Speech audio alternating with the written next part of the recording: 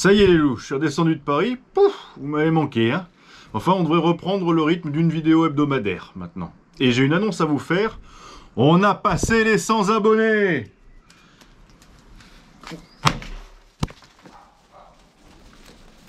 Ah oui, j'ai acheté les cotillons pour l'occasion. Bah évidemment, ça me fait super plaisir, et n'hésitez pas à vous abonner et à partager cette vidéo afin de faire grossir la communauté. Bon alors cette semaine, j'étais un peu juste pour vous faire une sortie détection. Donc à la place, on va faire un épisode d'une histoire de trésor. Sans plus de cérémonie, voici l'histoire de Oak Island. Je m'appelle Hugo Chabert et bienvenue chez le Lièvre de Fouille.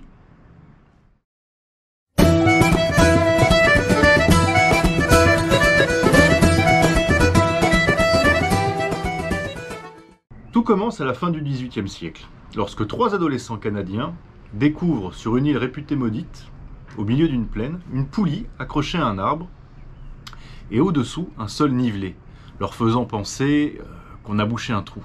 Alors ils se posent des questions, ils commencent à décider à creuser. Et ils se rendent compte que c'est l'entrée d'un puits qui a été bouché par des graviers. Ils creusent, et au bout de 3 mètres, ils découvrent une première planche en bois. Alors en découvrant ça, ils sont un peu circonspects, et ils déblayent, ils continuent de creuser. Et ils se rendent compte que tous les 3 mètres, on a cette même planche en bois encastrée dans les parois du puits.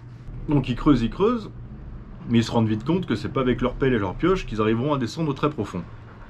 Donc ils décident de repartir en Nouvelle-Écosse, sur le continent canadien, de laisser le puits là et de revenir quelques années après mieux préparés. En partant, ils baptisent le puits The Money Pit, c'est-à-dire le puits de la fortune. Quelques années plus tard, 2 des 3 compères s'arrivent à monter une société, The Onslow Company, donc là on est dans les années début du 19e, les années 1803, afin de retourner sur le site et de continuer les fouilles. Donc là ils sont bien mieux équipés avec du matériel de minage. Ils reprennent donc leurs fouilles là où ils avaient arrêté quelques années plus tôt. Arrivé à la couche des 9 mètres, même chose, des rondins de bois, mais ce coup-ci, il y avait des bouts de charbon dessus. 12 mètres, pareil, planche en bois, avec de la sève. 15 mètres, même chose, planche en bois. 18 mètres, ce coup-ci, ça devient intéressant parce qu'il y a des fibres de noix de coco sur la planche. Alors, ni le Canada, ni la Nouvelle-Écosse, ni Oak Island n'est fourni en cocotier. Hein. C'est là que les premières suppositions arrivent. C'est-à-dire que cocotier, c'est typique quand même des Caraïbes. Et donc l'imaginaire des pirates et du trésor pirate commence à émerger à ce moment-là. Il faut savoir aussi que, à l'époque, les fibres de noix de coco étaient utilisées pour protéger les marchandises des chocs dans les bateaux. Ils continuent à creuser jusqu'aux 27 mètres et là, sur les planches en bois, il y a une pierre gravée dans une langue inconnue. Donc, ils font appel à un linguiste. Et sur cette pierre, il aurait eu marqué 40 pieds plus bas se trouve un trésor de 2 millions de livres. Cette découverte faite, ils continuent de creuser jusqu'à la planche des 33 mètres. À ce moment-là, en revenant le lendemain, ils se rendent compte que le puits est rempli d'eau. Ils ne comprennent pas d'où ça vient. Comme le puits est inondé, ils décident de creuser un deuxième puits parallèle au premier, jusqu'à la distance indiquée par la pierre, et revenir sur le trésor pour pouvoir l'extraire plus facilement. Seulement voilà, le second puits se remplit d'eau lui aussi.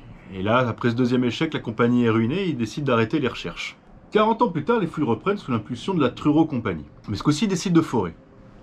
Et les premiers résultats sont plutôt prometteurs, puisque, passé les 33 mètres, ils traversent ce qui semble être un coffre-fort. Ils remontent du chêne, des maillons d'une montre à gousset et des fibres de noix de coco datées du 7e siècle. Ils décident alors de creuser un 3e puits parallèle aux 2 précédents et de faire comme la Onslow Company, c'est-à-dire de revenir latéralement sur le premier puits pour récupérer le trésor.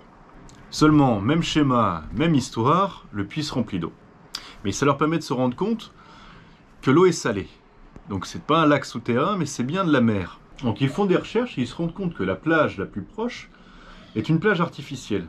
Et que dessous, il y a des fibres de noix de coco qui drainent l'eau de la mer pour l'amener dans le puits.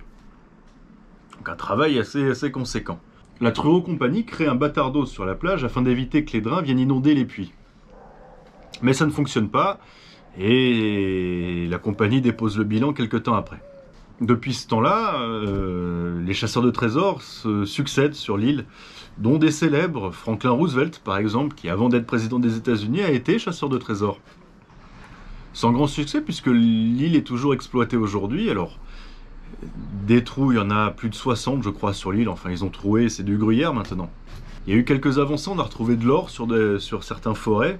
On a aussi envoyé une caméra dans le Money Pit et on a retrouvé à 60 mètres 2 coffres qu'ils n'ont jamais pu remonter.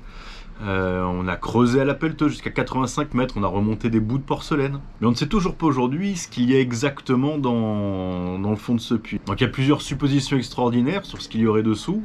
Le trésor des Templiers, le trésor du Capitaine Kidd, mais on ne pourra le savoir qu'une fois que tout le trésor a été retiré. Donc il y a une série qui, encore aujourd'hui, sur Historia, la chaîne canadienne, narre en télé-réalité les recherches actuellement sur Oak Island. C'est une mini-série documentaire. Et je vous encourage à faire des recherches sur l'île pour vous renseigner plus en avant. Nous, on se retrouve la semaine prochaine pour une nouvelle sortie détection. Et ce coup-ci, je la loupe pas, les enfants. Je vous embrasse, prenez soin de vous.